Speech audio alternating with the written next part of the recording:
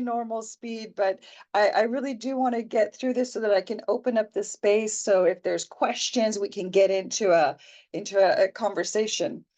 Um, so I'll focus on 20 minutes of presentation, and then we'll have 10 minutes at the end. The way I've structured this is to first talk about some of the common challenges for dialysis patients. I received a list of some of the typical challenges, but I want to say it's not an exhaustive list. And of course, if there's something that you're going through that's not included in the list, of course it's valid. Um, it's important to then notice whether these experiences are creating a grief response in you. So then I'll go through some of the typical responses, emotional and physical responses to grief, so that you can notice if it's something that you're experiencing. And then we want to talk about, why is it important to acknowledge grief? How does that help us? And then at the end, let's talk about some coping skills. So physical changes, very appearance, the visible physical changes that can create these emotional reactions of shame.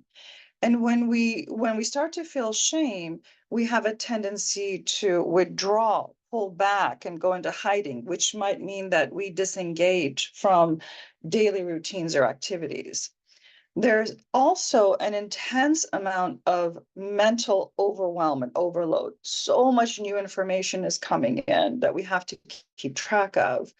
Understanding the machines and the medication and the protocols for treatment, and dietary restrictions that we have to follow.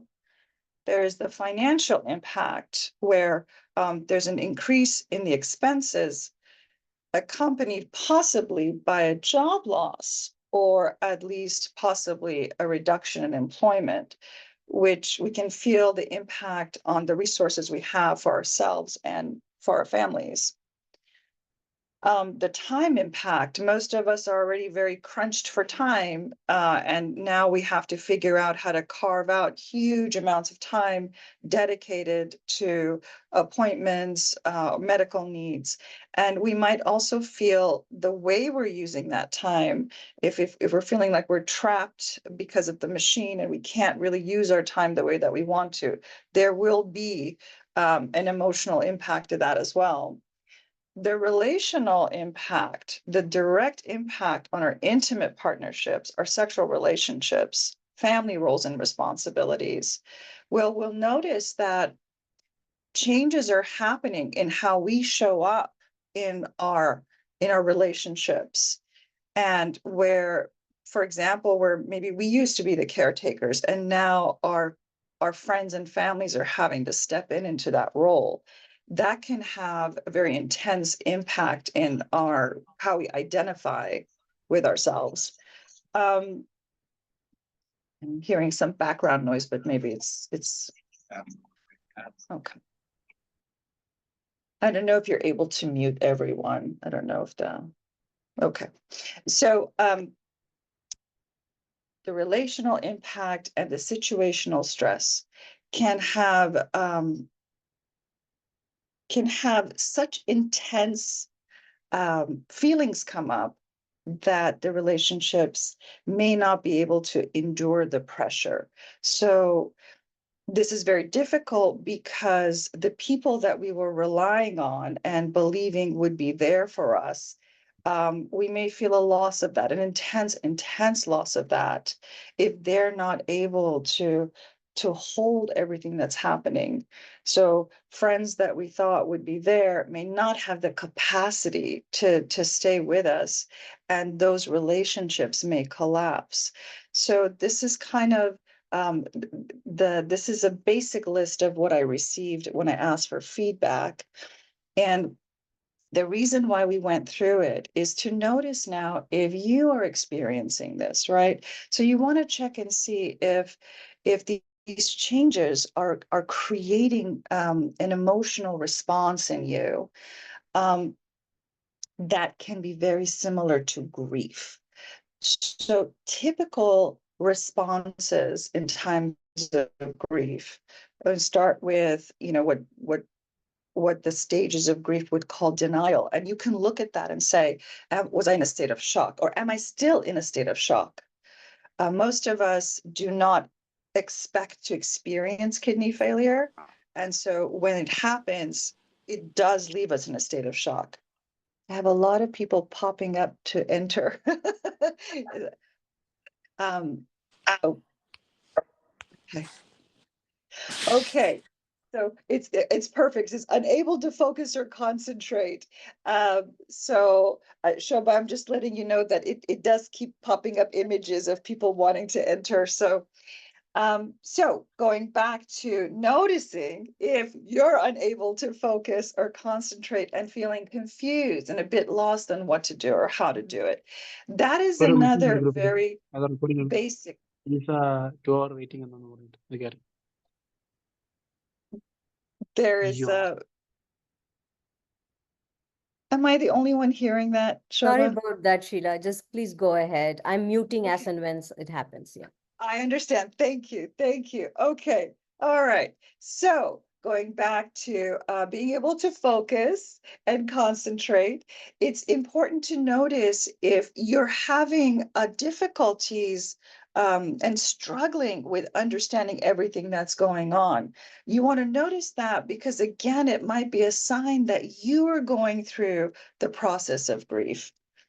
The whole spectrum of emotions and emotional volatility around feelings of, going from anger, guilt, disappointment, just noticing that in yourself. If you're having these emotions, strong emotions around what people could have done differently. So maybe angry at the doctors for failing to act fast enough, and also maybe being angry at yourself where you're feeling like I should have done something differently, or why didn't I pay attention, or frustrated with yourself or people around you, like why didn't they notice it? So you'll notice all of these intense emotions, and it's up and down, the mood changes. You can pay attention, and again, if you notice that, we can sense into, is it possible that you're enduring grief? This feeling of powerlessness, right? That we can't change what is happening and having become dependent on others. There's also anxiety and fear about death, fear about what might happen next. And there's also a sensation of, is this life worth living anymore, right? So there's the suicidal ideations. So we want to pay attention to if any of that is happening with you. So these feelings of sadness and loneliness and emptiness and isolation, I think I've tried to, list all of these various emotions that are very connected to loss, right? Loss of our personal identities of who we were, loss of friendships, the people that were in our lives, and also this loss of a future that we had envisioned for ourselves, but that now seems so unreachable. There's also physical reactions to grief that are, more visible. You'll see if you're sleeping a lot more, feeling very fatigued, and if you notice that time is passing differently. And you will have heard that the stress will also create issues for the immune system. So we went over all of this to kind of sense into, okay, if I'm enduring all of these changes, all of these things that I'm losing, and I'm having this reaction, this is how I'm reacting to everything that I'm losing, it might be important to acknowledge that we are grieving. And why might that be important? So acknowledging our emotions and sensing into our emotions, there's actually a lot of research that connects how we feel about ourselves to how well we take care of ourselves. So if we feel good about ourselves, we are more likely to take our medication and show up for appointments and follow the protocols and do everything that's necessary for self-care if we feel good about ourselves, right? So we want to notice that. So all of this has brought us to this space of, are we grieving and do we need to acknowledge it? So now, if you notice how you might be responding, right? So keeping it together versus falling apart. So I've heard and seen this where you'll notice someone who is not showing that they're going through something difficult or feeling deep emotions of sorrow, versus someone at the other end where they really can't handle it, falling apart. They just cannot take it.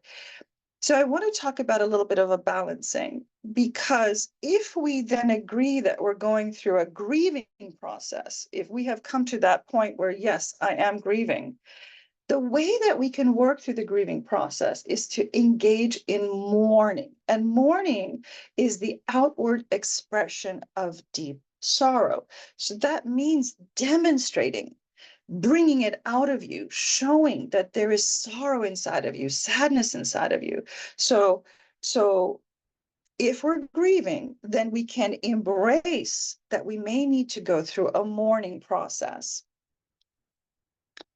One of the ways to do this is reconciliation. So instead of like just get over it, move on, the past is the past, we're able to actually hold everything that was and is. So it's true that I was this person. It's true that this is the life I've lived. And it's true that I'm going through what I'm going through right now. It's all true. And can I also have another truth in parallel? So finding a way to make two different ideas or facts coexist and be true at the same time. So holding that I've experienced loss, I'll never be the same person again. And holding that, really like being with that. And at the same time, can it be possible to invite in joy or laughter or play? Can that be possible? And this is not something that we just say, hey, let's do this, and then immediately you're able to do it. It's not an overnight thing, but having the awareness that the process of reconciliation is to hold more than one way of being in your space, then you take the time that you need to be able to practice that. And there isn't like one way to do this. There is no universally accepted way to grieve.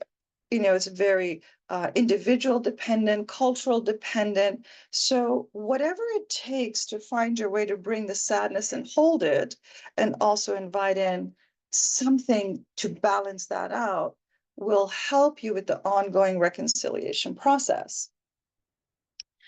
Some of the things that can help or kind of hurt this process, kind of noticing your thoughts about the grieving process being a problem. If you envision it as a problem, then you're going to want to solve it. You got to fix it. You got to resolve it.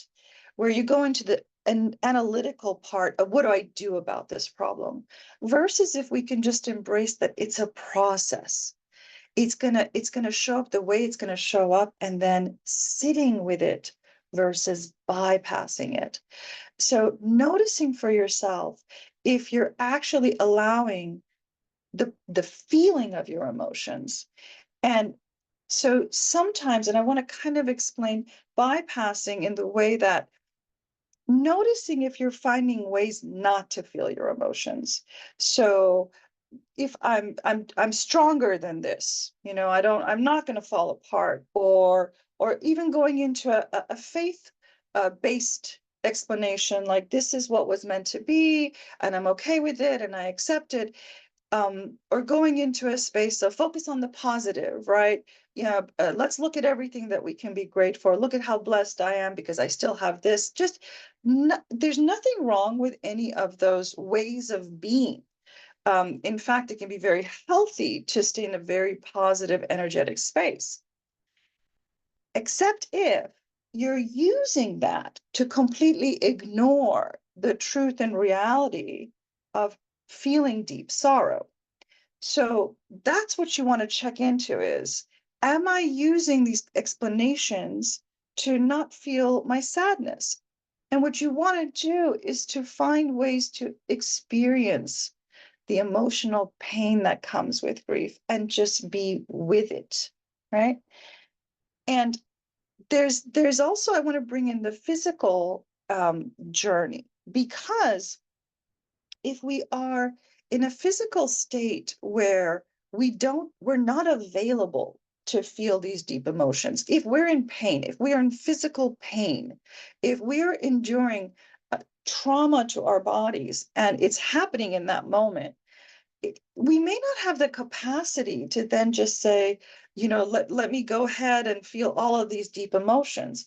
We have to get through that intense moment of physical trauma to then be able to sit with our emotions. So I just want to invite you to be gentle with yourselves and a lot of grace and compassion for yourselves, because I think a lot of times we'll be handed like, okay, just do this, just work on reconciliation. And then we have these high expectations of ourselves, like, okay, now I have a tool, now I can do it. And I just want to invite you to be very slow in noticing if you have the physical capacity to be able to go through this and honor your physical process. The other part of kind of this energy loss is staying stuck in the past or the future. And even though all of us recognize we cannot change the past, and most of us recognize we cannot control the future, we do spend a lot of time and energy in those spaces. So check and see if you are revisiting past events over and over and over again, and wishing you had done something different, said something different. That's very common for us. We're kind of just built that way. But catching it and noticing it and finding tools to kind of step out of it, maybe some breathing exercises to kind of let that go, only because it does consume a lot of energy. So does planning for all sorts of potential futures. So as we kind of sense into, okay, now what are my options now? And what if this doesn't work out? And then I'll be ready for this, and I'll be ready for that as well. This kind of planning potential possible futures that are not happening, and most of the time they're completely out of our control, really does suck your energy. And you need that energy. You need that energy to focus on what's happening in the now, in the present moment, what you're enduring now. So using that energy to find ways to adjust to the new environment that you're living in, acceptance of the reality of what is. So we don't have to erase what was, right? But using this energy to recognize our new identity, what we're going through now. And so removing yourself from those past events, bringing yourself back in from future, and being in the present moment, and investing time on new projects, learning who you are now, and giving meaning to what is happening now and what is available to you now. So a lot of present moment exercises, even though the present moment might be so intense that we just want to escape it and go somewhere else. The way to go through this is to be with that mourning, sorrow, sadness, grief that's happening now. The really helpful in this process is to involve others and ask for help. And it would be helpful to tell them what you expect of them, how you want them to be involved. And so just notice if you're also being strong for others and not asking for help, and maybe others don't have the capacity to, or you believe they don't have the capacity for you to ask for help. It's going to be important to bring people who can support you into your midst. So and ask them to give you feedback on your progress. Sometimes we don't see how well we might be working through something, even if it's I was sleeping 18 hours a day and now I'm sleeping 16 hours a day, and someone might notice that and say, wow, there's improvement, where you might be feeling like, no, I feel really stuck.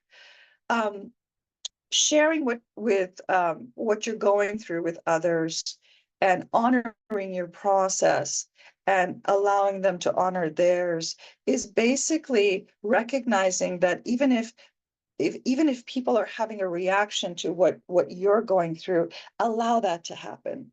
Allow them to have their reaction and not try to own their emotional process, so that you can honor yours. So noticing who's around you, and however it is, to bring in people who have the energy to uplift you, give you information, educate you, and support you and care for you. So taking full advantage of your support circle. And if you feel that there isn't enough support there, you take that energy that you have brought into the present moment and start looking for shifting the support group around you so that it could be much more uplifting.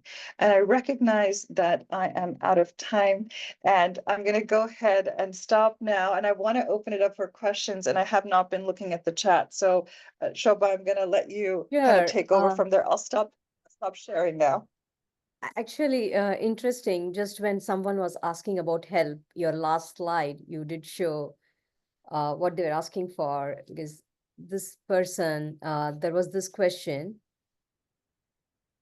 when on dialysis and accepting help, it can feel strange at times. So are there ways to overcome this? And I think you were addressing that in your last slide. So maybe can you elaborate a little bit more on that?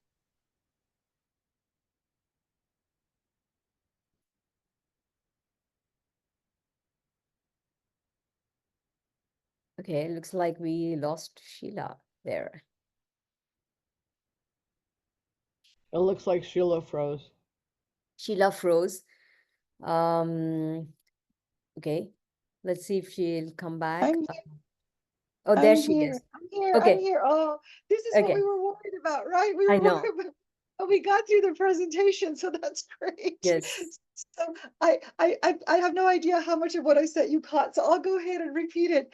Yes. That the question that you were saying about this kind of feeling of strangeness, and I would call it discomfort. It's really uncomfortable, especially if we're not used to it, right? So it's like, this is not who I am. I don't ask for help. My invitation is to turn up the volume on the discomfort. Get really, really uncomfortable. Just feel it. Just sit with it and being like, God, this is awful. I hate this. I don't want to ask for help. And yet stay with it. Stay with it.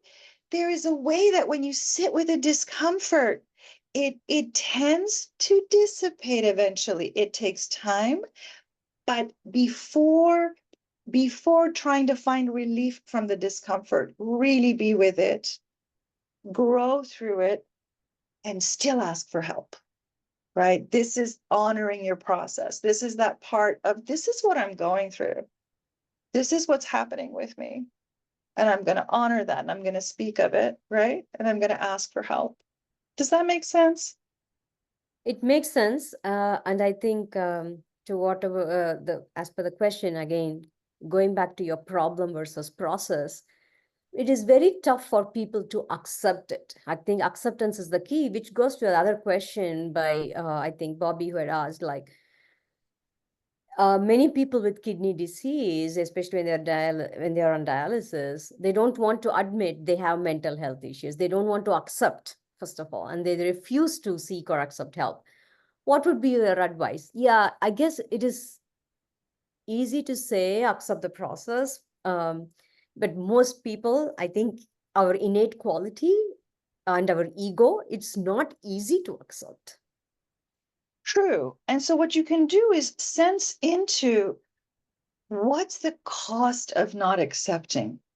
So we mentioned that if you don't process your emotions, you will physically impact yourself. So if you don't go into a space of recognition, right, that this is what's happening and I have to accept it, you will actually hurt yourself physically, right? So it's almost like, okay, if you don't want to accept, what's the other option? And the other option is not great, right? So it's this balancing act of, okay, what do what is the goal here, right? And if it's self-healing, right, self-care, then acceptance is the gift that you can give yourself, right? So that's that self-loving, self-honoring, self-defining, and it starts with, okay, acceptance of what is, who I am, where I am. Yeah. Okay. Thank you, Sheila. I think I addressed the questions. There's someone who, I mean, you can read through the chat later.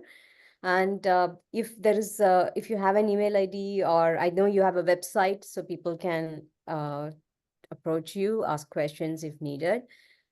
And I just want to let everybody know that Sheila right now is traveling. She's speaking from a hotel room. And she was kind enough, she was very well prepared. She gave a video which she recorded beforehand, just in case something happens to the Wi-Fi. Luckily, during your presentation, it went smooth, though you froze a little bit later on. Yes. So thank you for going to this extent and making sure everything is in order. Thank you so much for that, Sheila. Absolutely. Really It was appreciate it. absolute honor to be here and participate. What I'll do is I'll go ahead and take off my video. I'll put my information in the chat and then I'll be signing off, okay? Yes. Thank you. Thank you.